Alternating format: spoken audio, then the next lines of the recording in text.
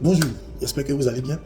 Je suis Olivier Tambou et ce matin, je voulais partager avec vous cette vidéo sur l'actualité, sur le problème de la nationalité en Côte d'Ivoire. Vous voyez, en Afrique de l'Ouest, aucun pays ne vit ce que vivent les Ivoiriens dans leur propre pays. Et le dire, ce n'est ni de la haine, ni de la xénophobie, parce que c'est un peu ce qu'ils prennent pour freiner les Ivoiriens. Tu es xénophobe. Mais le dénoncer ne fait pas de nous des xénophobes. Le dire haut et fort ne fait pas de nous des personnes haineuses. Mais non. Même si on ne peut rien faire, on peut au moins dire qu'il est horrible. Ça ne fait pas de nous des personnes qui incitent à la haine. Quand vous écoutez ces personnes qui se réclament du nord de la Côte d'Ivoire, on a l'impression que ils étaient seuls. C'est-à-dire en Côte d'Ivoire, il n'y avait aucun peuple quand ils sont arrivés. C'est-à-dire les 322 000 km² de la Côte d'Ivoire, ils occupaient tout avant que les autres peuples n'arrivent. Mais alors, comment comprendre que vous qui prétendez arriver avant Jésus-Christ, parce que je ne sais pas de quelle Côte d'Ivoire vous parlez, vous vous êtes contenté de rester seulement dans la savane. Le peuple baoulé, le peuple qu'on a toujours traité de fer parce qu'ils n'ont jamais eu de roi, c'était une reine selon la légende, parce qu'ils n'ont pas d'armée, n'ont pas de guerriers, mais vous n'avez pas pu descendre jusqu'au centre de la Côte d'Ivoire. C'est-à-dire vous êtes arrivés les premiers, vous avez laissé les belles plages, la mer, la lagune, les lacs et tout ça, vous vous contentez de rester dans la partie désertique, la partie savane, où presque rien ne pousse et tout ça, parce que vous êtes un peuple cultivateur, mais vous êtes préféré rester là-bas. À un moment donné, il faut arrêter. À un moment donné, il faut arrêter. En Côte d'Ivoire, il y a des autochtones dans toutes les régions de Côte d'Ivoire. Dans toutes les régions de Côte d'Ivoire. Les véritables fils du Nord ne font pas ce que vous faites là. Même si certains se font complices, sont complices de ce qui se passe, il y a certains qui ne se reconnaissent pas.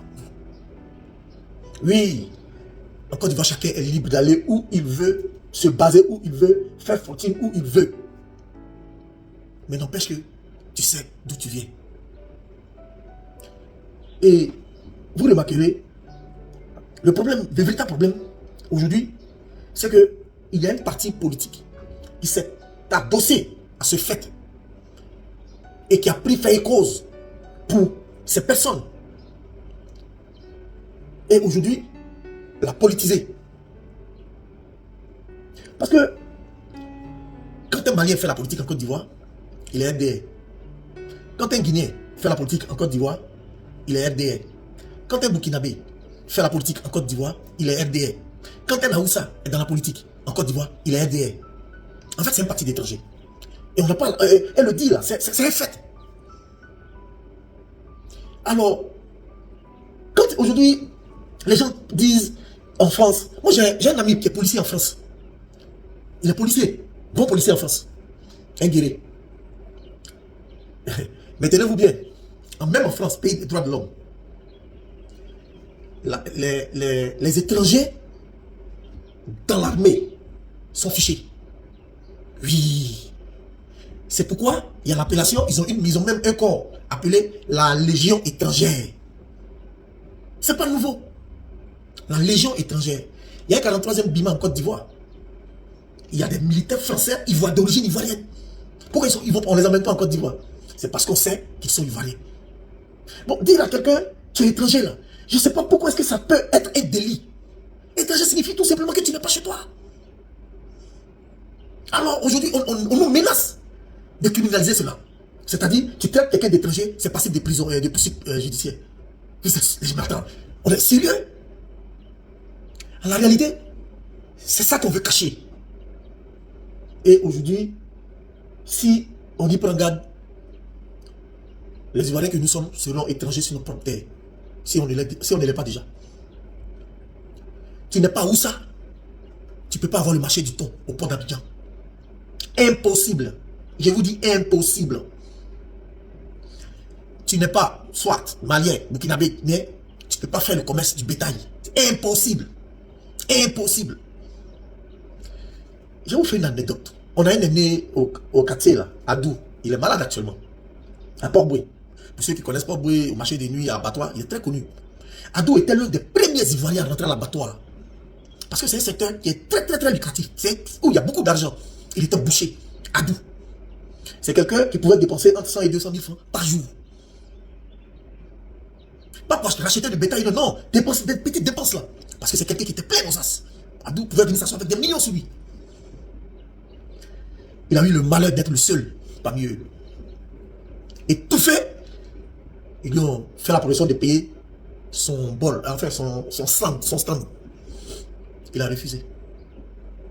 Et vous dit, Adou est malade. Adou a commencé à tomber malade. Du fait de ses pieds s'enflent, ses bras, il perd l'usage de la langue. Il était malade. C'est un monsieur Baoulé qui est dans le truc aussi. Ils étaient 2 ou 3 Ivoiriens comme ça. Et qui est venu lui dire, il faut quitter là, sinon tu vas mourir. Mais, cherche un neveu, un frère, reste dans l'ombre et emmène-le. Il a écouté, il a emmené Lucas. Son neveu qu'il a envoyé est décédé dans des conditions bizarres. Maladie de 2-3 jours. Il est décédé.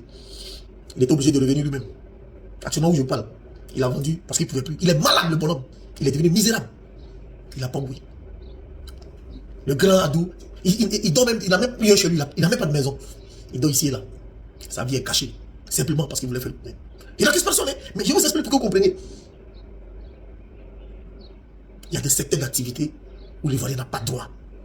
Chez lui. C'est pas normal. Et le dit, ce n'est pas être xénophobe, non. Le problème, regardez, pourquoi il est important qu'un fils de la région soit député? Pourquoi il est important? Parce que c'est chez lui. Il y a des intérêts et il va les défendre loyalement, fidèlement, parce que c'est chez lui. Mais on prend un gars de Congo, on l'envoie par exemple à Djamé. Lui, il a élu. Il ne connaît même pas la culture, il ne sait même pas c'est quoi. Et vous voyez, à l'Assemblée nationale, ce que vous oubliez, c'est là-bas que se votent les lois. Et le député qu'il est celui-là qui est le porte-parole, le porte-voix de cette communauté, de cette circonscription. Alors, quand une loi passe à l'Assemblée nationale, ça veut dire que toute la population est d'accord. C'est-à-dire, quand le député là, lui, il vote lui. C'est au nom de la commune, au nom de la circonscription dont il est le représentant, il est l'élu. Que vous voulez ou pas, lui, il a déjà parlé en votre nom. Voilà ce qu'il faut retenir. Voilà ce qu'il faut retenir. On me dit, Rachel Keke est députée en France, elle est ivoirienne, non? Mais Rachel Keke, c'est ce que nous on vous reproche en fait. C'est qu'on reproche. C'est le fait de le faire pour un parti politique. Le faire pour la volonté d'un groupe de personnes. Sinon, on peut être député et puis défendre. Rachel Keke, elle en France, elle est députée. Elle n'est pas députée pour un parti politique. Elle défend les intérêts de la circonscription qui l'a mandatée. Mais c'est pas ça avec vous. C'est pas ça avec vous. Les Ivoiriens se sont opposés au 4e mandat, par exemple. À l'Assemblée nationale, tout le monde était d'accord. Voilà ce qui représente un député. Et je pense que le rôle du maire est maire là. Quand l'État de Côte d'Ivoire, par exemple, a un projet dans sa commune, il faut son aval. Il faut l'associer. Quand il dit non, ce projet n'est pas bénéfique pour ma commune, l'État se ravise. C'est parce que souvent, les gens sont dans l'histoire de mon chien, un abus d'autorité, un abus de pouvoir, on dit l'État. Sinon le maire, vous ne comprenez pas pourquoi les gens se battent pour les partis politiques, se battent pour les mairies et tout ça, surtout ces 10 dernières années. C'est pour des buts voilés, cachés. On parle de développement, mais en réalité, il y a autre chose. Et alors, il y a des personnes qui n'ont ni, qui sont quittées là, qui sont arrivées en Côte d'Ivoire, qui s'adossent à une religion, une communauté. Nous sommes du Nord, mais en réalité, ne le sont pas. Ils ne sont même pas d'ici. Si Djoula de Boaké, ça signifie quoi? Si Djoula de Galois, ça signifie quoi? Voilà, c'est les véritables apatrides là, c'est ceux-là. Ils ne viennent pas d'ici. Tu vas beau grandir. Mon ami Abou Coulibaly et moi, à Tekoubé, il a dit non, c'est un vrai Sénoufou. J'ai un ami qui a toujours été de Kani. Kani, c'est une ville nord-ouest de la Côte d'Ivoire. Il a toujours été de Kani. Il a toujours été de Kani. Koyaka, il a toujours été de là-bas. Tout le monde sait qu'il a été de là-bas. Il a fallu que sa mère décède pour que nous disions allons et qu'on découvre qu'en réalité c'est un Malien. Qu'on découvre que c'est un Malien. Il dit non, vous savez, nos origines, il dit hey, il faut arrêter ça. C'est des personnes complexées. Je ne sais pas si être ivoirien, ça résout un problème ou l'ivoirien, quand il est à l'étranger, il est fier. Mais il y a des Burkinabés fiers, il y a des Maliens fiers que je connais. Une fois qu'ils sont Côte d'Ivoire, ils sont ivoiriens. On est Djoula de Boaké, on est Djoula de Yamsoukro, on est Djoula de Ti. Nos grands-parents sont venus avant, nos grands-parents étaient là, nos ancêtres. Et c'est comme ça. Vous voyez, à Port-Boué, sur la terre des Hébriers, le village s'appelle Ababou sur la terre. Il y a un village. Il y a un village qu'on appelle Benekosso. Benekosso, c'est une ville du Burkina Faso. Et c'est les Burkinabés qui ont fait ce village. Aujourd'hui, ils ont un chef du village. Avec un arrêté préfectoral. C'est dangereux. C'est dangereux. Et les Hébriers, et eux, les Hébriers d'Ababou, eux, et toujours, il y a des problèmes. Souvent, ça frise, ça ressemble, ça frôle un peu. Ils veulent aller aux affrontements. Et on y travaille pour ne pas que ça arrive. Qu'est-ce qu'on a pu bien faire pour mériter cela? Qu'est-ce qu'on a pu bien faire? Qu'est-ce qu'on a pu bien faire? C'est-à-dire, s'il y avait la possibilité d'enlever tous les Ivoiriens de la Côte d'Ivoire pour les envoyer sur une planète, ça allait se faire. Parce que vous détestez tous les Ivoiriens, c'est pas bon. Aujourd'hui,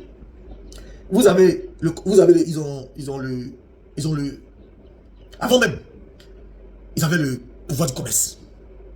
Le commerce en Côte d'Ivoire, le transport, c'est eux. Aujourd'hui, ils ont le pouvoir d'État. Qu'est-ce qui nous reste bien? Ce qui nous reste, c'est quand même notre identité. On ne peut pas la femme. Nous sommes Ivoiriens, nous y resterons. Vous menacez trop les Ivoiriens. Ça suffit maintenant. Nous, à l'étranger, on nous appelle étrangers. Oh, Ivoiriens, là, on dit quoi? Dire à quelqu'un, Burkinabé, c'est un crime. Malien, c'est un crime. La Côte d'Ivoire accueille tout le monde. Mais chacun sait d'où il vient. Il n'y a pas de Djoula à Boaké. Il n'y a pas de Djoula à Soubré. Il n'y a pas de Djoula à Beauville. Il n'y a pas de Djoula. Il n'y en a pas. Vous y êtes restés, faites votre enfance, on est d'accord. Mais dire que nos parents sont arrivés en 1916, en 1900. C'est bien. Et nous, les Ivoiriens, ça nous apprendra aussi. L'Ivoirien, ça l'apprendra. C'est des leçons. Il faut que les prochaines générations tiennent compte. Si on y prend garde, je vous dis, la Côte d'Ivoire sera un pays peut-être un no man's land. Il n'y a plus de règles. Il n'y a plus de règles. Il n'y a plus de règles. Parce qu'en Côte d'Ivoire, tout le monde est ivoirien. Tout le monde est ivoirien. Quand tu demandes à quelqu'un, toi tu es ivoirien, tu es sûr que tu es ivoirien, c'est xénophobe. Tu es xénophobe. Et aujourd'hui, vous savez avant, l'Ivoirien par son hospitalité, l'Ivoirien, c'est-à-dire, avant, dire à quelqu'un que tu es étranger, ça n'existe pas. L'Ivoirien, non, c'est souvent mon frère, que tu sois malien, burkinabé, guinéen, gambien, c'est mon frère. Il était capable même de te donner l'acte de naissance de son père, lui, son papa, pour que tu t'établisses une pièce d'identité, à cause de la carte de séjour avant. Et beaucoup sont devenus ivoiriens comme ça, sans naturalisation. Il y a un artiste ivoirien très connu, vraiment très connu, mais qui a profité de ça aussi, pour avoir un passeport. Et c'est connu de tous. Mais aujourd'hui, là, et comme la politique, un parti politique, le RDS sait de cela, c'est pourquoi aujourd'hui, vous entendez les gens dire, lui là, il n'est pas ivoirien. Mais c'est un fait. Mais avant, l'Ivoirien ne se permettait pas de le dire. Parce que l'Ivoirien accueillait tout le monde. Voilà ce que la politique a mené. Elle le dit là, c'est pas un crime. Tu n'es pas ivoirien, tu n'es pas ivoirien. On va t'appeler comment? Et ils ont cette facilité de devenir ivoirien. Sans naturalisation. On ne sait pas. Vous savez, la carte d'identité là, je me suis fait enlever, c'est la 3e fois que j'ai eu ma carte d'identité. J'habitais une cité où le gardien est un jeune malien. C'est ça. J'attendais.